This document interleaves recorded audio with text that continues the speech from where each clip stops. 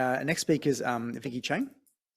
So Vicky's a respiratory physician and TB specialist, and I think you work at St. George, is that right?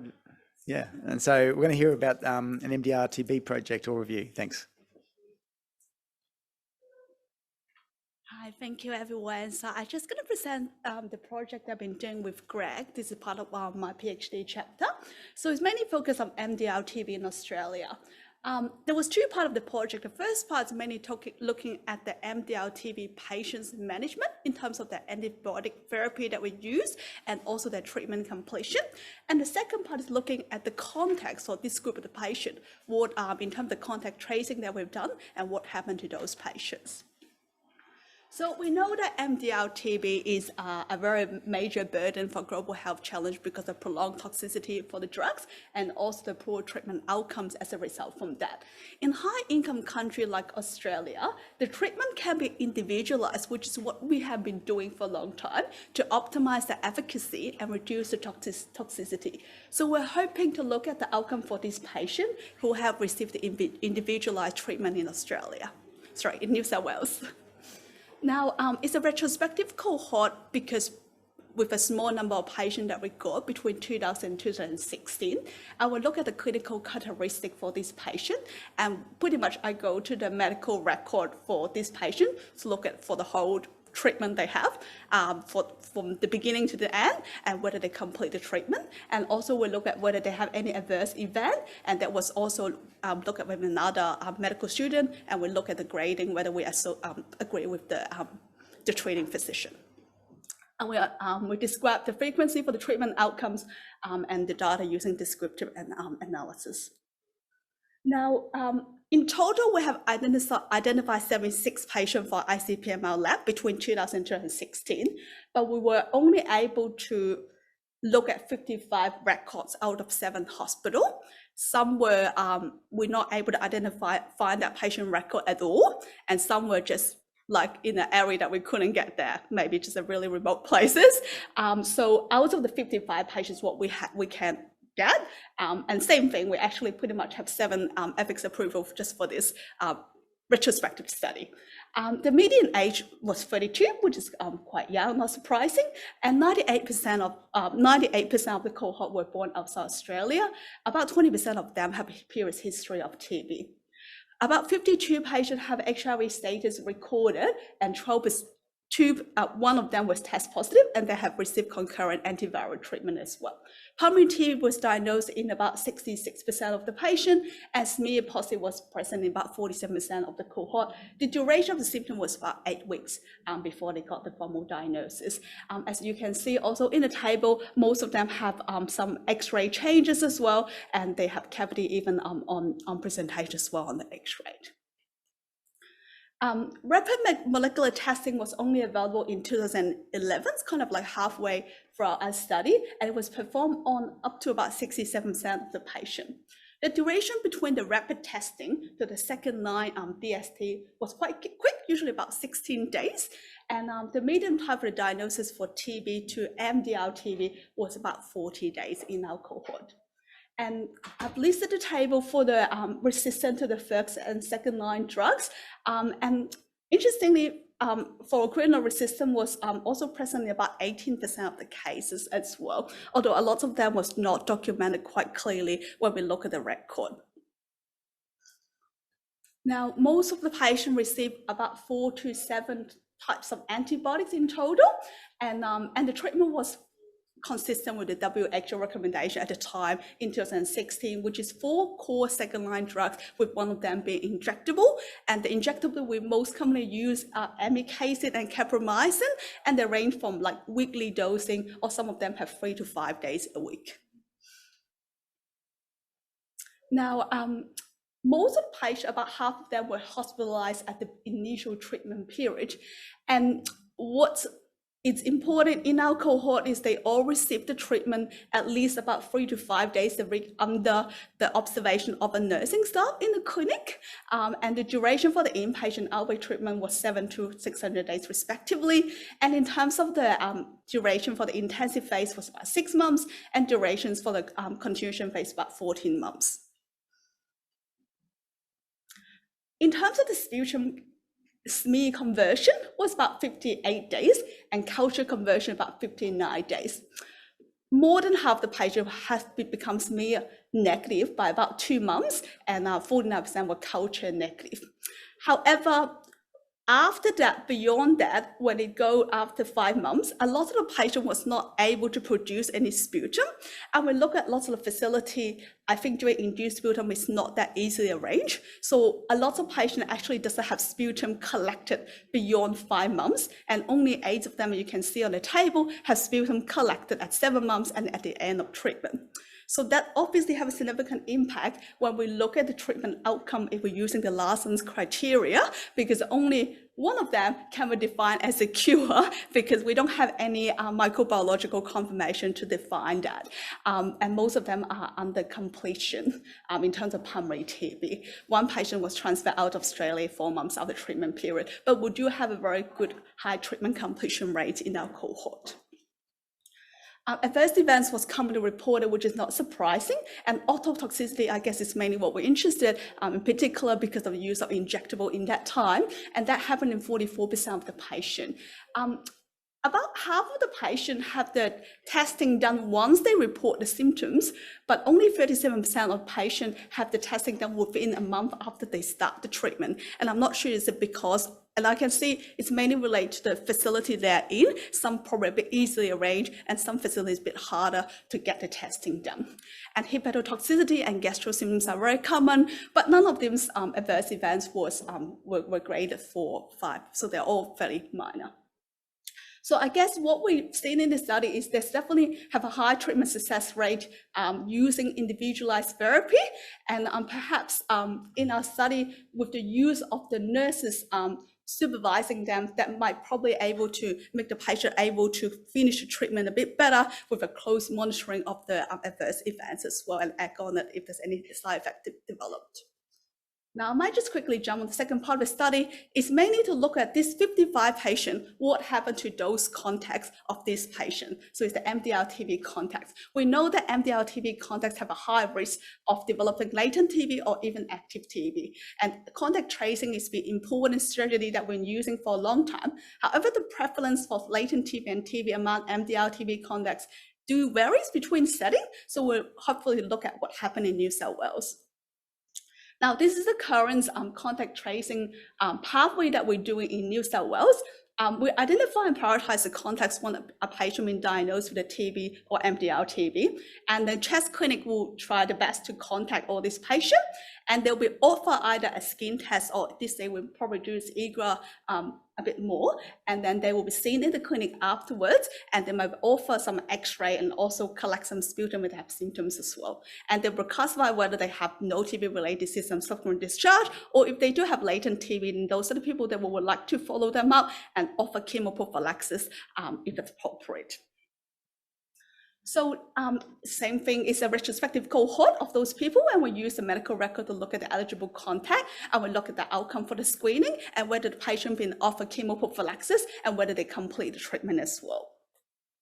So out of the 55 MDR TB patient we have 247 contacts that we got. In there, we found that latent TB was identified in 105 contacts, which is 42.5%. But in that group, these people have been seen in the clinic, and they were further classified by the clinician in the clinic to see whether the positive IGRA or TSD is due to a newly diagnosed latent TB because of the recent infection, or there's any evidence of seroconversion, or they might have because they have a history of TB in the past, and that caused that positive results. So if we look at that, the final diagnosis of newly diagnosed latent TB was in 62 out of 247 patients, so that's about 25%. And sorry, let's go back there. And out of that 62 patients, about 31 of them, which is half, has been offered chemoprophylaxis after being seen by the clinicians there. And out of that, 18 of them do accept the preventive therapy, and all these other patients that didn't accept the therapy or not offer went on to X-ray surveillance, and none of them refused the X-ray surveillance. Although the X-ray surveillance follow-up has been a bit patchy, whether they all definitely come back for the follow-up, it does depend. and some patients do have lost follow-up as well. In terms of the people who received the treatment, is a very interesting regimes that we have seen back in that time, I guess because there's no straight guideline at that time what to do with the MDR TB contact. So there was some of them being offered like a 6-month moxifloxacin, and some people was being offered like 3 drugs, including isoniazid, rifampicin, pyrizinamide, with 5 to 6 months duration, and some people have been offered like 2 drugs with isoniazid, rifampicin, and some people have isoniazid, pyrizinamide. I guess what all this indicate is that we don't really have a good guidelines about what to, if we are going to offer chemoprophylaxis for this patient, what's the best drugs to offer. So I guess this study does showing that the contacts of the MDR TB do have a high prevalence for latent TB, and the management do vary substantially because there's lack of definite evidence. But given the high likelihood for the patient with latent TB of the MDR TB contact, whether we should look at what are the most appropriate preventive therapies, which I think there's study on the way at the moment, that Greg's involved. There are obviously quite a number of limitations being a retrospective study, and also during the period that we've been looking at for 2016 for the MDR TB, the guidelines from the WHO do change. As this day we kind of stay away from the injectable, and we probably use bedaquiline, so probably that's something that we couldn't able to look at from the study. And also we have a high numbers of MDR TB contact in the cohort for overseas born. That's mean that's make it a bit harder to exclude remote infections as well.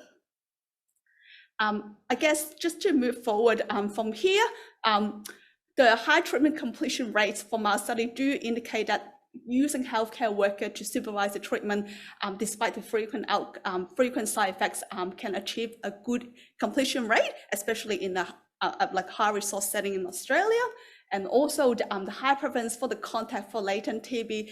Given in Australia, we do have a low background transmissions rates of TB. So most likely, if they are Australian born for those contacts, then we're likely think that the latent TBs are from the recent exposure from the MDR TB. So going forward from here, we think that we should definitely continue using the individualized treatment, but perhaps we probably need to look at how we can put that into place using new agents like bedaquiline, and also probably ensure the patient preference is the center of making the decision, and whether we can also potentially look at individualized therapy based on drug resistant profile for the index patient for the contact patient as well. That's all. Thank you. Well, it's a powerhouse session. It's made up time. That's great. So I just need to acknowledge all the chest clinics. Been really hard for them to dig out the record. They need to literally go to the back room and find out the record for me. So thank you for all the chest clinic help. Thanks, Vicky. Great.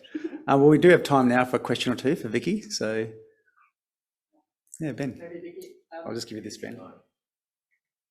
Just given the high rates of ototoxicity, which hopefully won't be a major issue with bedaquiline going forward, but did you notice any risk factors or risk profiles associated with ototoxicity, duration of injectable, or age? Are there high-risk groups we can identify from your study? I guess we didn't do that actual. Sorry, Vicky. Yeah. Yeah. I guess, we didn't do the actual kind of like, we'd see if there's any correlation in regards to that. But just from looking at the record, I guess the people who got more comorbidity tends to have side effects, and they're more likely to have interruption of the treatment, but most of them were able to restart it after a short period of time, and they do able to complete it as planned. Mm-hmm.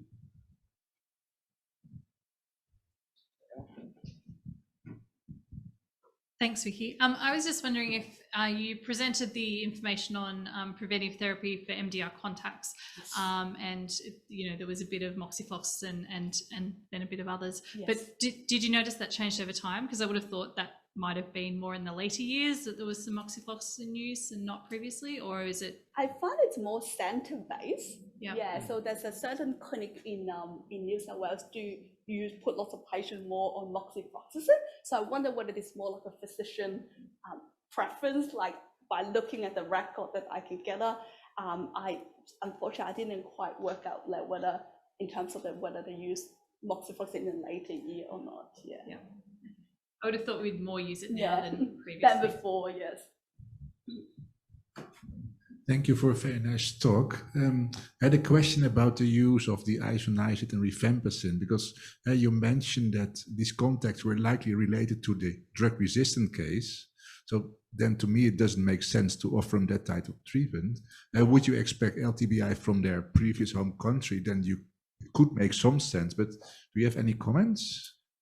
I couldn't come on the record, but we did look at the patient that been put on isoniazid, whether with their DST for the MDR TB patient, whether they are sensitive to a high dose isoniazid, and some of them were. So I'm not sure whether it's based on that information, physician decide to choose isoniazid with rifampicin together as a prophylactic treatment. But it's not for all of them because we only have a small numbers of people on different types of regimes and some questions. Yeah, I was hoping to ask Elise a question. Is that okay? Just the previous. Yeah. Just in terms of the time between offshore screening for and detection of infection, and then actually being followed up here once in Australia. Pre-COVID times, we had a very long waiting list at the Kids Hospital in Melbourne, so that you often didn't see them until a couple of years after they've been tested. So, and even the time when they were screened, they may have had that immunoreactivity for some time. By the time you sort of sense that the opportunity, if they were going to develop disease, has already passed. Yeah. That was one issue. Yeah. I have to say that now with COVID, the waiting list is very short.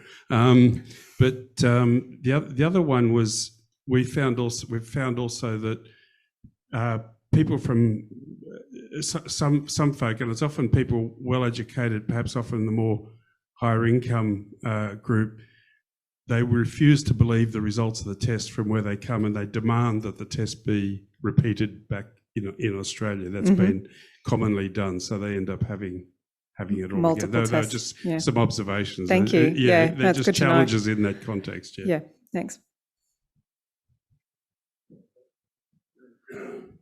Push again and Philip, and then we'll finish this session. Thank you. Question for Vicky. Just in regard to the contact tracing for MDR, and it's only in more recent times that we've got whole genomic sequencing, but do you know, or do you have any plans to look at if there's any similarity with the isolates with whole genomic sequencing amongst this New South Wales cohort of patients with MDR? Because obviously that could have implications for the contact tracing.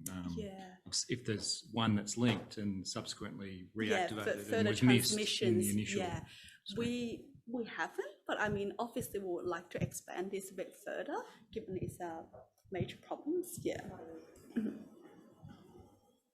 And another question for Vicky.